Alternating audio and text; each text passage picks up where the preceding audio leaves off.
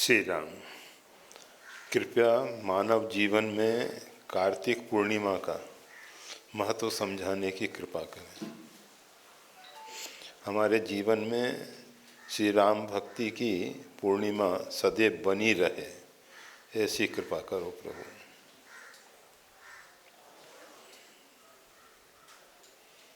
कार्तिक पूर्णिमा, दामोदर मास, कार्तिक मास, दामोदर मास।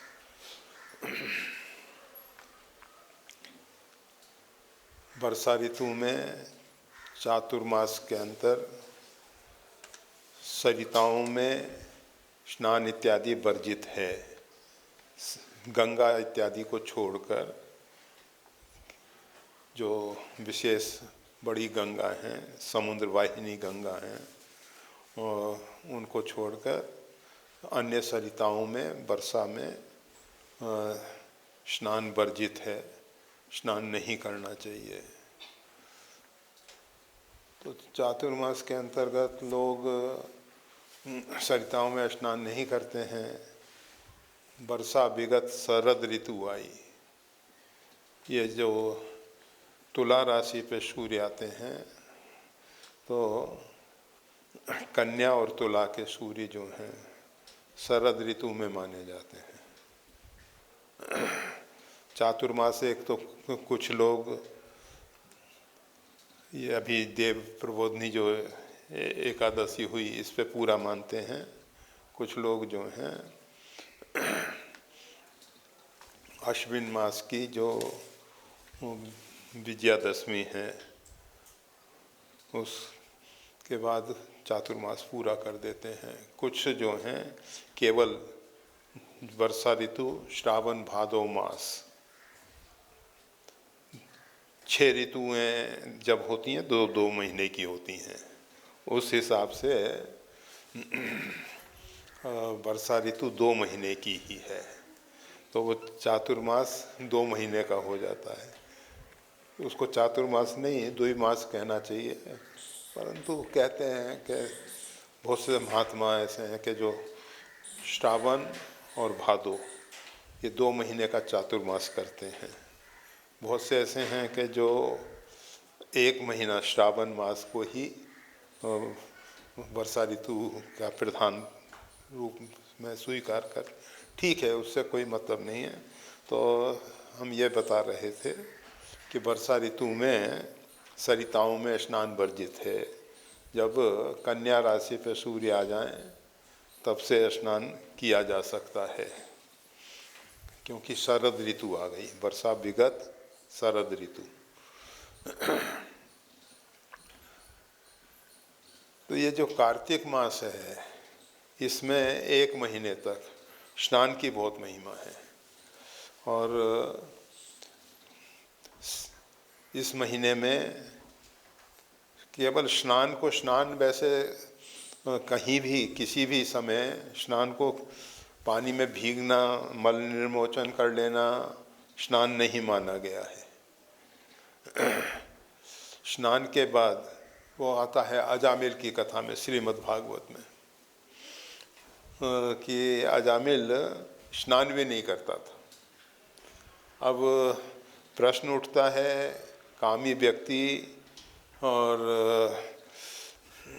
अतिशय कामी व्यक्ति स्नान ना करे, ऐसा तो संभव नहीं है, परंतु नहीं करता था ऐसा भगवान वेद व्यास ने कहा है, तो यथार्थ ही है। हमारे यहाँ एक शब्द जुड़ा हुआ है, स्नान के साथ ध्यान। अगर स्नान करके भगवान का ध्यान नहीं किया गया, उपासना नहीं की गई, कुछ पूजा संध्या नहीं की गई, तो वो स्नान नहीं है ही नहीं, वो अधूरा स्नान है। खाली आप जल में डुबकी लगाए, ऐसे तो पक्षी बहुत करते हैं और हाथी भी स्नान कर लेता है, परंतु स्नान करके फिर वो अपने शरीर पे धूल फेंक लेता है। तो उसी प्रकार से अगर मानव ने किया, मानव जो है विवेक और बुद्धि से संपन्न है, तो उसको स्नान के बाद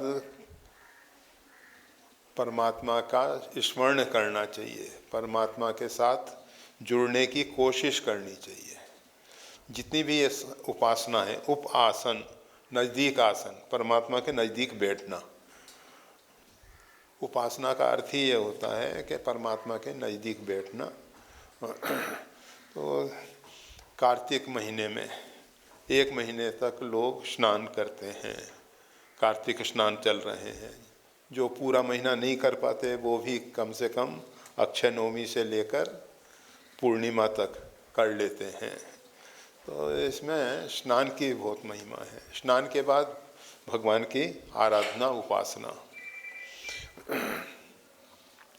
और उसका ये आज मतलब पूर्णिमा तिथि है, पूर्णमासी है।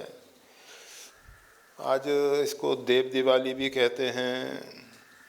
देव दिवाली के विषय में कुछ लोग जो हैं एकादशी को देव दिवाली मनाते हैं, क्योंकि देव उत्थापन हो जाता है, देव उठ जाते हैं, भगवान नारायण उठ जाते हैं, तो अपने पाताल से अपने वैकुंठ में पधारते हैं।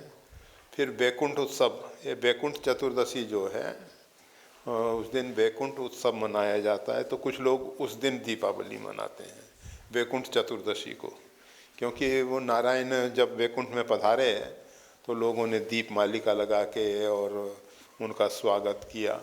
बात आज जो कार्तिक पूर्णिमा है इसको भी बहुत से लोग देव दिवाली के रूप में मनाते हैं।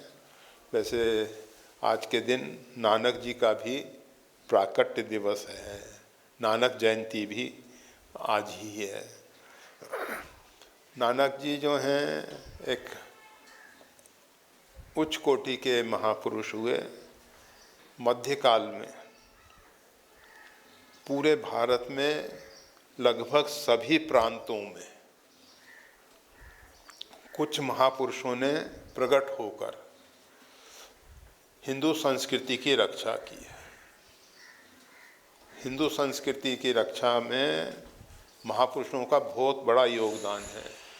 नहीं तो हिंदुत्व, हिंदू संस्कृति जो है, जो सनातन हिंदू धर्म है सनातन, और जिसके लिए परमात्मा स्वयं उसकी रक्षा में तत्पर हैं। यदा यदा ही धर्मस्य ग्लानिर्भवति भारत, जब जब धर्म की ग्लानि होती है, धर्म नष्ट तो हो ही नहीं सकता है।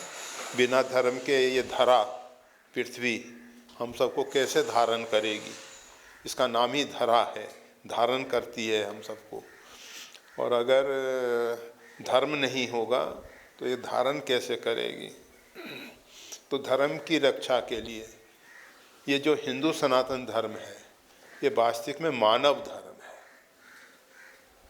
इसमें कोई जन्म से जो भी मानव जाति, मानव बानर मनुज दुई जाति बारे, रामायण में 2 जातियों का वर्णन, बानर और मनुज। ये मनुज पूरी मानव एक जाति है। फिर ये उपजातियाँ, शाखाएं प्रतिशाखाएं बहुत बना दी गई समाज को बांटने के लिए, तोड़ने के लिए। चातुर्वर्ण एक अलग व्यवस्था है, पर जाति की जहाँ तक बात है तो मानव एक जाति है, गाय एक जाति है। फिर गाय में काकरेज है, गिरी है, नस्ल बहुत हो जाती हैं। इसी प्रकार से मानव में उपजातियाँ बहुत हो गईं। और फिर राजनीतिक संरक्षण मिलने से समाज को तोड़ने के लिए एक व्यवस्था मिल गई, कैसे समाज को बांटा जा सके टुकड़ों में, क्योंकि संगठन में बल है। अगर अनेक डोरियाँ, बारीक बारीक डोरे जुड़े रहेंगे तो मजबूत रस्सी बन जाती है, उसको तोड़ना बहुत कठिन होता है। ये ईंटें जुड़ जुड़ के पक्की दीवार बन जाती है। एक ईंट को कोई भी उठा के अलग फेंक सकता है, परंतु ईंटें जुड़ के कंक्रीट के छोटे टुकड़ों को कोई भी फेंक सकता है इधर उधर, परंतु वही कंक्रीट जुड़ जाता है तो काफ़ी मतलब ठोस हो जाता है। उसको तोड़ना इतना सरल नहीं होता। संगठन में बल है। और हमारे यहाँ अर्थात भारतीय हिंदू संस्कृति में योग, चाहे वो ज्ञान योग है, कर्म योग है, भक्ति योग है, किसी भी प्रकार से योग, योग शब्द का अर्थ होता है जोड़, सीधा सा अर्थ है जोड़। समष्टि विश्व ब्रह्मांड जुड़ा हुआ है। और जब हम सब उपासना आराधना करते हैं तो उस परमात्मा की आराधना करते हैं। रोम रोम प्रति लागे कोटि कोटि ब्रह्मांड, जिसके रोम रोम में करोड़ों करोड़ ब्रह्मांड हैं। अर्थात ये संपूर्ण जितना भी अस्तित्व है उसका योग, उसका जोड़, चाहे ज्ञान के द्वारा हो जाए, भक्ति के द्वारा हो जाए, कर्मकांड के द्वारा हो जाए, किस प्रकार से समाज जुड़े। समाज को तोड़ना नहीं है, धर्म जोड़ने का काम करता है हिंदू सनातन धर्म। और हिंदू सनातन धर्म अर्थात मानव धर्म है। जो मनु महाराज ने मानव धर्म के 10 लक्षण बताए हैं, धृति, क्षमा, दमो, अस्तय, शौचम, इंद्रिय निग्रह, दी विद्या, सत्यम, अक्रोध, ये 10 लक्षण हैं मानव धर्म के हैं। ये इसमें कोई मजहब नहीं है, कोई संप्रदाय नहीं है। संप्रदाय तो बहुत अधिक हैं। संप्रदाय का अर्थ होता है जिस आचार्य ने उस परमात्मा का अपने आप में अनुभव किया अथवा उसके साथ जुड़ा, अथवा वो बोध की प्राप्ति किया, ज्ञान की प्राप्ति किया, ऐसा जो आचार्य है उसके अनुसार बताई हुई जो आचार संहिता है उसका जो पालन करता है वो संप्रदाय होता है।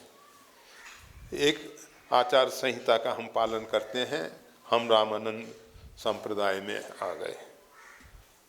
कुछ 10 नाम में कुछ अलग अलग संप्रदाय हैं, बहुत संप्रदाय हैं। तो ये सब आचार्य से संप्रदाय हुई है और उसी को लोगों ने मजहब कहा है। परंतु ना समझने के कारण लोग धर्म और मजहब को एक कर दिए हैं। वो नहीं होना चाहिए था। मानव धर्म रहता, मानव जाति रहती। सतयुग में ऐसा था, एक ही वर्ण था। चातुर्वर्ण जो है नहीं थे उस समय, एक ही हंस वर्ण था, एक ही देवता थे नारायण, अन्य देवता भी नहीं थे, और एक ही अग्नि था। फिर इनके सबके विभाजन हुए। लोगों की बुद्धि में रजोगुण आया और रजोगुण ने ये विभाजन किया। तो हम ये कह रहे थे कार्तिक स्नान में, स्नान के बाद ध्यान, ध्यान अर्थात परमात्मा के साथ योग, जुड़ना है। अब जुड़ने की प्रक्रिया अपनी अपनी संप्रदाय के अनुसार हो सकती है। जिसके आचार्य ने जिस प्रकार का मार्गदर्शन दिया उसके अनुसार हो सकती है। यह नहीं कि स्वेच्छाचारी तो नहीं होता। जब आप विद्यार्थी स्कूल का होकर, स्कूल के अध्यापक का होकर, स्कूल के प्राचार्य का होकर आगे बढ़ता है, किसी के होना पड़ता है। इसी प्रकार से शिष्य गुरु का होकर, अर्थात गुरु के लिए समर्पित होकर साधना क्षेत्र में आगे बढ़ता है। साधना क्षेत्र में आगे बढ़ने के लिए गुरु का जो स्थान है, उनके मार्गदर्शन में, उनके बताए हुए निर्देशानुसार आगे बढ़ते हैं। तो जो भी हो, जिस भी संप्रदाय से हो हम, उससे कुछ मतलब नहीं, परंतु भगवान के साथ जुड़ना है, परमात्मा के साथ जुड़ना है। तो उसका ये कार्तिक मास में 1 महीने तक अभ्यास किया जाता है।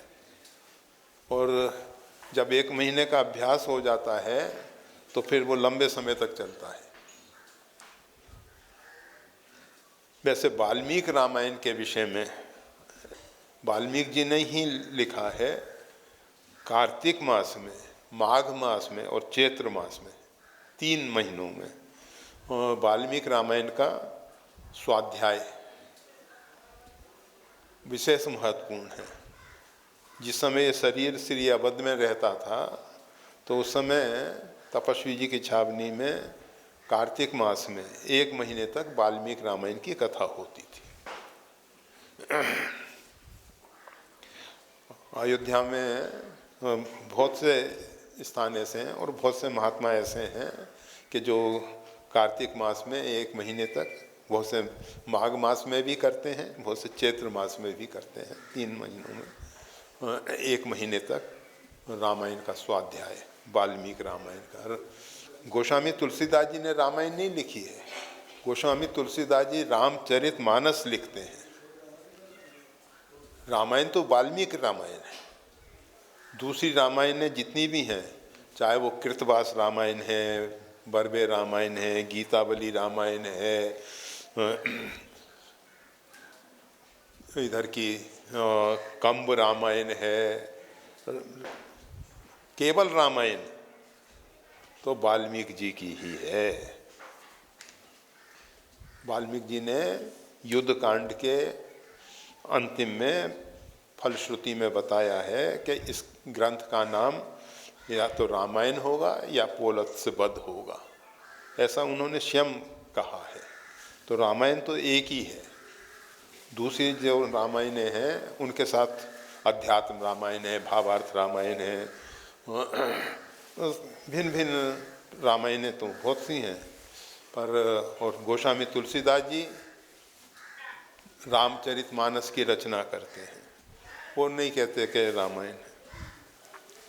तो ये जो कार्तिक मास है इसमें रामायण का, और रामायण हमको राम जी के साथ कैसे जोड़ती है? रामो विग्रहवान धर्म, राम जी जो हैं धर्म का साक्षात मूर्ति हैं, विग्रह हैं। और राम जी के राम जी के चरित्र के अनुसार अगर हम अपना जीवन ढाल लें, वैसे भगवान श्री राम ने रामचरितमानस में जो उपदेश दिया है, वाल्मीकि रामायण में भी राम गीता अर्थात भरत जी को भगवान श्री राम ने उपदेश दिया है, वो राम गीता के रूप में है। और रामचरितमानस में एक बार रघुनाथ बुलाए, गुरु द्विजपुरवासी सब आए, संपूर्ण अयोध्यावासियों को एकत्रित करके बड़े भाग मानुष तन पावा, सुर दुर्लभ सदग्रंथन गावा आदि आदि। तो भगवान के उपदेश या भगवान की आराधना, आराधना अर्थात उपास्य के गुण उपासक में आ जाते हैं। हम जिसकी भी उपासना करते हैं उसके गुण हमारे अंदर आ जाते हैं। अगर हम श्री राम की उपासना करेंगे तो राम जी के गुण हमारे अंदर आ जाएंगे। राम जी कहते हैं मातृदेवो हो, प्रातः काल उठ के रघुनाथा, माता पिता गुरु नाभई माथा। आचरण के द्वारा उन्होंने धर्म का जो मूल स्वरूप है, अर्थात सब में परमात्मा को देखना, वासुदेवम सर्वमिति स महात्मा, जो संपूर्ण चराचर में भगवान को देख रहा है वही महात्मा है। अब उसका प्रारंभ कहाँ से होगा? उसका प्रारंभ होगा माता से। सबसे पहले माता से परिचय होता है बच्चे का। 9 महीने तक बच्चा माता के गर्भ में रहता है। माता के साथ उसका बहुत लगाव है क्योंकि इतने समय तक वो रहा है। और जहाँ हम जिसके साथ रहते हैं उसके प्रति एक आकर्षण हो जाता है, एक लगाव हो जाता है, फिर उसके प्रति प्रीति हो जाती है। और फिर प्रीति जो है पात्र भेद से अनेक रूपों में, माता पिता के रूप में है तो माता के प्रति जो आदर का भाव है, और माता का जो बच्चे के प्रति है ममत्व है, वात्सल्य है, उस रूप में तो कहीं कि ना कहीं किसी न किसी प्रकार से प्रीति हो जाती है।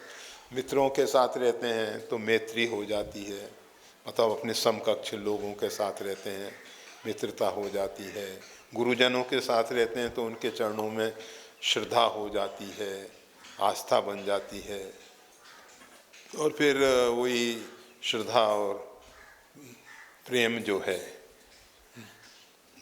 परमात्मा के साथ हमको जोड़ देता है। श्रद्धा विश्वास रूप नौ याभ्याम बिना न पश्यन्ति सिद्धा स्वांता स्तम ईश्वरम। श्रद्धा और विश्वास एक ऐसे तत्व हैं जिनके बिना हम अपने हृदयस्थ परमात्मा को नहीं देख सकते। अब जिन बच्चों की माता के प्रति देव बुद्धि नहीं है, अर्थात परमात्म बुद्धि नहीं है, तो वो आगे साधना में बहुत आगे नहीं बढ़ पाएंगे, क्योंकि उन्होंने प्रथम सोपान का तिरस्कार कर दिया। पहला सोपान यही था कि माता के प्रति श्रद्धा, और इस विषय को हमने अनेकों बार स्पष्ट किया है कि भगवान की तरफ से तो बच्चा माता के प्रति श्रद्धा से भर के आता है, परमात्मा कमी नहीं रखते। हर एक बच्चा जो है वो माँ जो उसको समझा देती है वो बात स्वीकार कर लेता है। वो कहती है कि तुम्हारे पिता हैं, तुम्हारे भाई हैं, तुम्हारा ये है, तुम्हारा ये है, सब स्वीकार है उसको। परंतु जब उसको समाज के बीच में रहने से समाज बिगाड़ता है इंसान को, समाज के बीच में आता है तो समाज कहता है अमुक ने झूठ बोला, अमुक ने ऐसा किया, अमुक ने ऐसा किया, अमुक ने ऐसा किया, अमुक दाम्पत्य में ऐसा हुआ, किसके किस, तो उसके मन में संदेह पैदा हो जाते हैं, और वो संदेह जो हैं श्रद्धा को ढक देते हैं। श्रद्धा और संदेह एक साथ नहीं रह सकते, दोनों परस्पर विरोधी हैं। संशय संदेह, संशय आत्मा विनश्यति, नष्ट करने वाला है। ये समाज हमको बर्बाद करने वाला है, नष्ट करने वाला है, जो हमारे मन में संशय पैदा करता है कि माता ने जो कहा वो सही भी है या नहीं है। बच्चे के मन में संशय पैदा हो गया। एक समय तक तो पूरा श्रद्धा से भरा हुआ था वो, और फिर संशय आ गया, और जब संशय आ गया तो फिर प्रश्न लगने लगा कि अमुक व्यक्ति जो बोल रहा है वो सत्य भी है या नहीं है। फिर लोगों को कहना पड़ता था। आज भी कोर्ट में गीता उठवाते हैं या उठवाते हैं, बंद हो गया वैसे, शायद अभी बंद कर दिया, अच्छा रहा। परंतु पहले वाल्मीकि जी जब राम जी के सामने दरबार में पहुँचे तो उन्होंने कहा मैंने अपने जीवन में कभी असत्य नहीं बोला है, मैं कभी असत्य भाषण करता ही नहीं हूँ, और मैं जो कहता हूँ वो सत्य कहता हूँ। और फिर उन्होंने अपना प्रभाषण जो कुछ भी कहना था वो कहा था। मतलब उनको ऐसा गौरव रहता था कि कभी उन्होंने असत्य भाषण नहीं किया है जीवन में, असत्य। और उनकी वाणी में वो शक्ति सामर्थ्य आ जाती थी जो हमेशा, वैसे केवल 12 वर्ष तक करके देख लो आप, सत्य भाषण, असत्य भाषण नहीं करो तो आपकी वाणी सिद्ध हो जाएगी और आप जो बोलोगे वो सत्य हो जाएगा। 12 साल का प्रयोग है, छोटा प्रयोग है।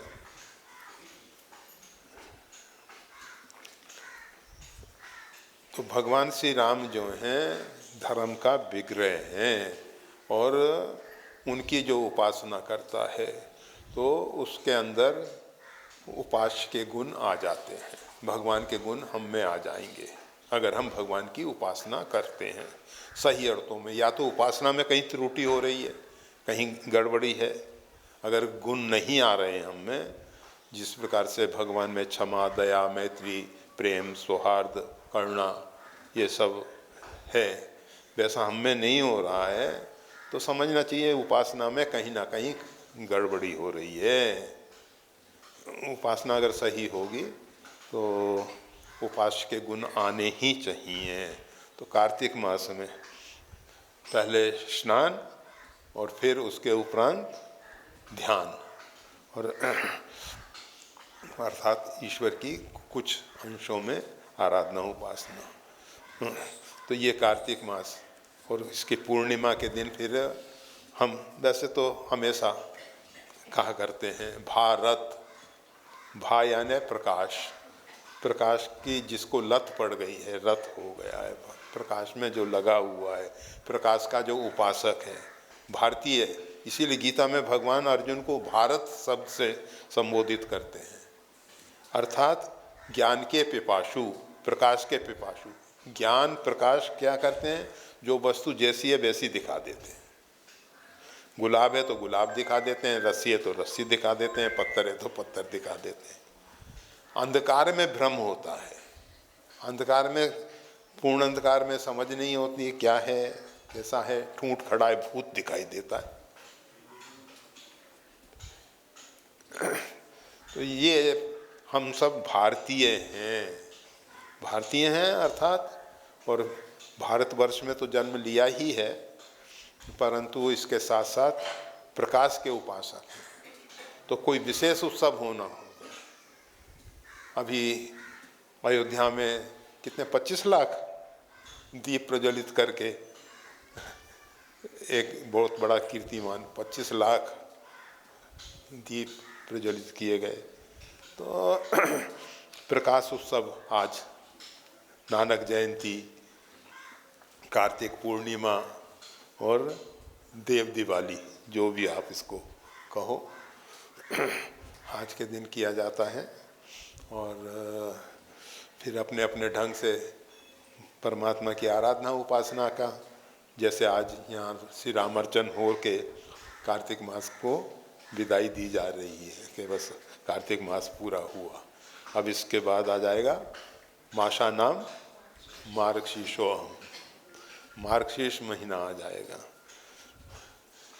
बद्रीनाथ जी की पूजा मार्गशीर्ष महीने की एक कम से कम होती है, तब पट बंद करते हैं, उससे पहले पट बंद नहीं होता है। इस बार 17 तारीख को बद्री विशाल जी का पट बंद हो जाएगा।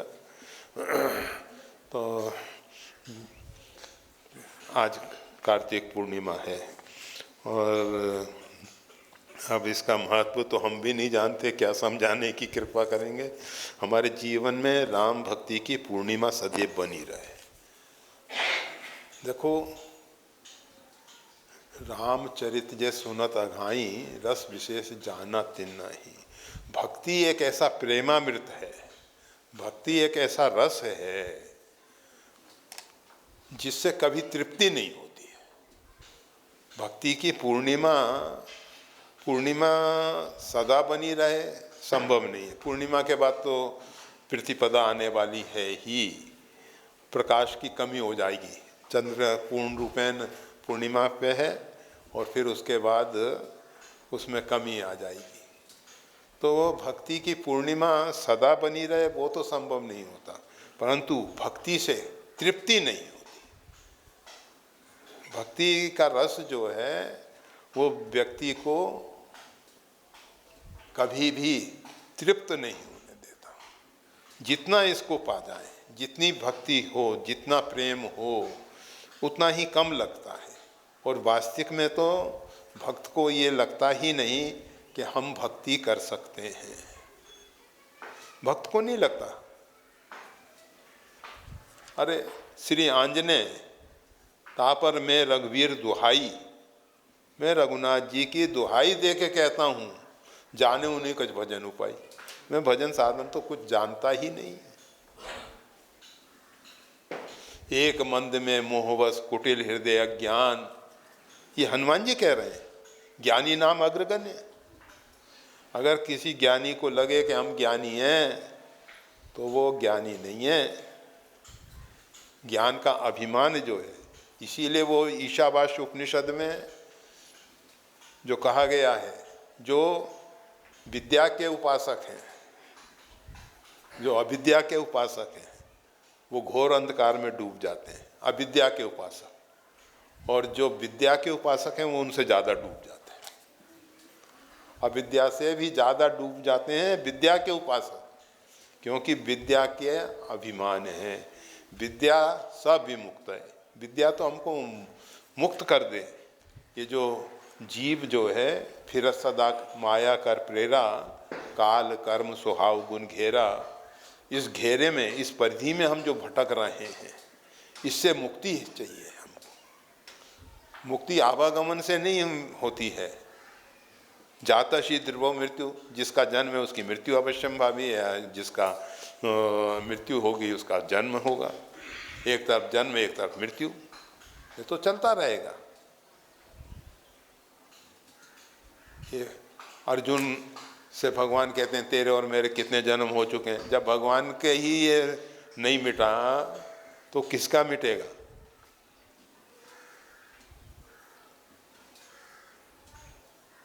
मोक्ष मुक्ति का अर्थ होता है अज्ञान से मुक्ति।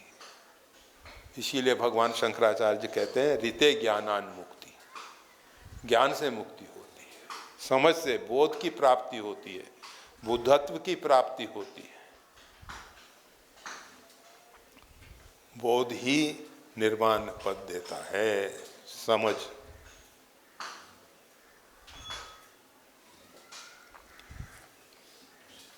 तो भक्ति की पूर्णिमा नहीं, भक्ति अर्थात वो रस है जिससे तृप्ति नहीं होती, तृप्ति नहीं होती, बस और अधिक और अधिक और इतना अधिक कि बस उसमें इतना डूब जाए, इतना तन्मय हो जाए कि जैसे नर्तक जब नृत्य करता है तो नृत्य और नर्तक दो नहीं रहते हैं, एक हो जाते हैं। इसी प्रकार से भक्त, भगवान और भक्ति तीनों मिलके बपू एक। वैसे तो भक्ति भगवंत चतुर नाम बपू एक का है, परंतु हम जो कह रहे हैं अपने शब्दों में कह रहे हैं, हम कोई भक्तमाल का वो दोहा नहीं कह रहे। वहाँ भक्त अपनी खुदी को मिटा देता है, वो स्वयं का स्वरूप भगवान में विलीन कर देता है। भक्त अलग स्वतंत्र अस्तित्व नहीं रखता है। वो अब कहने में ज़रा संकोच होता है भगवान हो जाता है, परंतु वो नहीं मानता कि मैं भगवान हो गया। हनुमान जी से भगवान श्री राम ने पूछा, हनुमान तुम कौन हो? कहा कि प्रभु शरीर की दृष्टि से देखता हूँ तो आपका दास हूँ, सूक्ष्म दृष्टि से देखता हूँ तो आपका अंश हूँ, और ज्ञान दृष्टि से देखता हूँ तो आप और हम एक हैं। तो भक्त जो है सेवा करने के लिए, भगवान की सेवा करने के लिए स्वामी का भाव भगवान में रखता है, परंतु अंदर से बोध है कि हम उसी के अंश हैं। अंश, और कैसे अंश हैं? जो कभी भी अंशी से अलग नहीं हुआ, विभक्त नहीं हुआ। भक्त का अर्थ ही है कि जो विभक्त ना हो, भगवान से अलग ना हो। अगर भगवान से अलग हो गया तो वो कैसा भक्त है? जिस भी प्रकार से हो, अंदर से बोध बना रहे। अब बच्चों को ये नहीं कहना पड़ता माता पिता से कि हम आपके बच्चे हैं, हम आपके बच्चे हैं, हम आपके बच्चे हैं, हम आपकी शरण में हैं, हम आपका आश्रय लिए हैं, हम आपके आश्रित हैं। इसी प्रकार से अंदर से बोध पूरा हो कि हम परमात्मा के हैं, परमात्मा हमारे हैं। जैसे माता घुट्टी पिला देती है ना कि तुम मेरा बच्चा है और ये तुम्हारे पिता हैं, कितनी दृढ़ता पूर्वक हम आजीवन मतलब मृत्यु पर्यंत माता पिता को नहीं भूल पाते, लोग उनसे संबंध विच्छेद भी नहीं कर पाते। करने वाले होंगे भी, हम नहीं कहते कि नहीं हो, परंतु नहीं होता, वहाँ तलाक नहीं होती, वहाँ संबंध विच्छेद नहीं है। इतना मजबूत संबंध है भक्त और भगवान का। और कहने के लिए वो दो होते हैं, वास्तविक में भक्त अपने आप को मिटा देता है, भगवान ही भगवान रह जाते हैं। उसका जो अहंकार है, अभिमान है, वो टूट जाता है। और ये गुण साधन से नहीं हुई, परंतु ये स्थिति जो है साधन के द्वारा प्राप्त होने वाली नहीं है। जब वही दीन दयाल, जब रघुनाथ जी द्रवीभूत होंगे और हम द्रवीभूत होंगे, भक्त द्रवीभूत होगा और भगवान द्रवीभूत होंगे, तो दोनों मिलेंगे। एक ठोस रहे और एक द्रव्य रहे, प्रवाही रहे, तो कैसे जोड़ होगा? भक्त को भी पिघलना होगा, द्रवीभूत होना होगा, और भगवान को भी द्रवीभूत होना होगा, फिर दो द्रव्य मिल जाएंगे। एक फिर दो रहेंगे नहीं, एक हो जाएगा। तो ये राम भक्ति की पूर्णिमा सदैव बनी रहे। भावना अच्छी है, पवित्र भावना है, भावना का हम नहीं, पर शब्दों के विषय में पूर्णिमा नहीं, भक्ति जो अनपायनी अचला कहलाती है, मतलब शाब्दिक अर्थ तो अचला का मतलब जिसके पैर नहीं है, जो चलायमान नहीं होती है, पंगु है, अनपायनी, अनपायनी पैर नहीं है उसके, तभी वो अचला होती है ना, तभी नहीं चल सकती है। तो बस भक्ति सदा रहे, पर उसके लिए भगवान शंकर ने एक महत्वपूर्ण सूत्र दिया है, एक महत्वपूर्ण सूत्र दिया। उन्होंने कहा भक्ति सदा सत्संग, भक्ति के साथ सत्संग आवश्यक है। अगर सत्संग नहीं होगा तो भक्ति अनपायनी नहीं रह सकती, अचला नहीं रह सकती। अचला भक्ति को रखने के लिए करो सदा सत्संग, सत्संग बहुत जरूरी है। और जो व्यक्ति सदा सत्संग करते हैं उनके ही अंदर भक्ति अनपायनी होती है, अचला होती है। जय श्री राम।